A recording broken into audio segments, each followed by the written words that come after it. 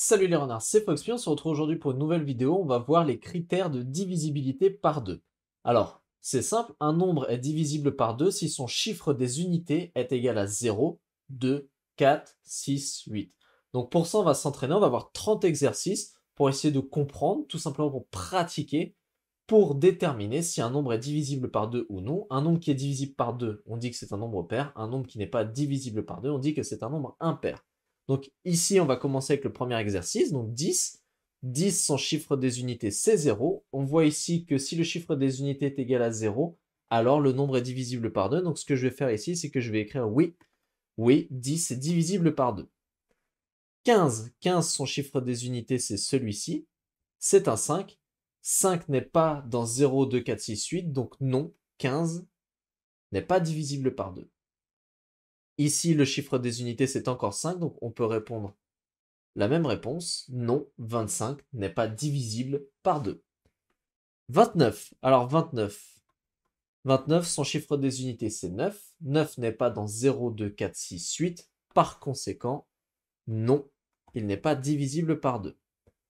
32, 32, son chiffre des unités, c'est le 2. 2 est bien dans 0, 2, 4, 6, 8, donc oui, 32 est divisible par 2.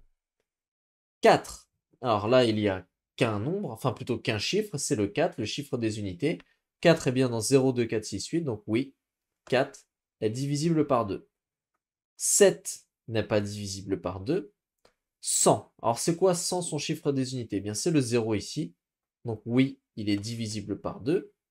1000, son chiffre des unités, c'est quoi? C'est 0, donc oui, il est divisible par 2. 1001, son chiffre des unités, c'est 1. 1 n'est pas dans 0, 2, 4, 6, 8. Par conséquent, 1001 n'est pas divisible par 2. Ah, c'est pas un M, hein, c'est un N, voilà.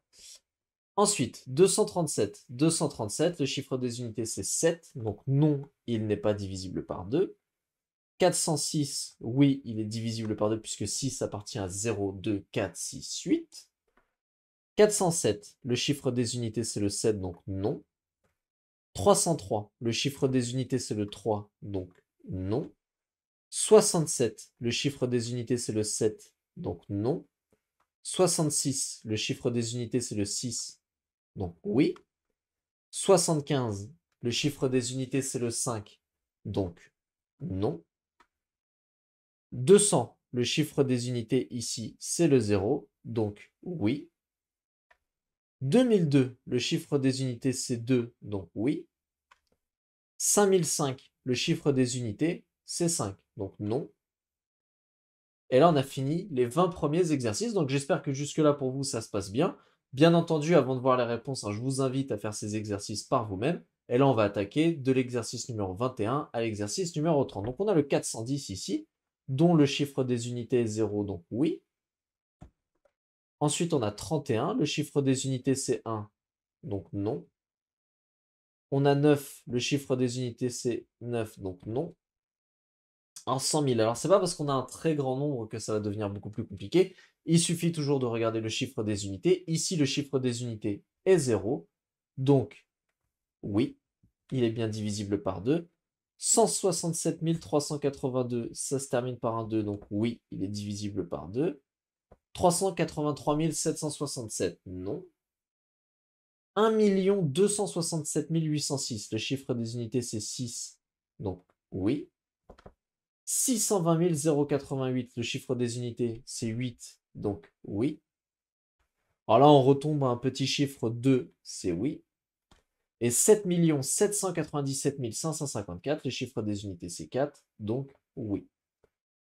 Donc là, voilà, on a fait tous les exercices concernant le critère de divisibilité par 2. J'espère que cet épisode vous a plu et qu'il vous a permis de comprendre comment déterminer si un nombre est pair ou impair. Donc si cette vidéo vous a plu, n'hésitez pas à la liker, à la commenter et à la partager. On se retrouve bientôt pour d'autres vidéos de mathématiques.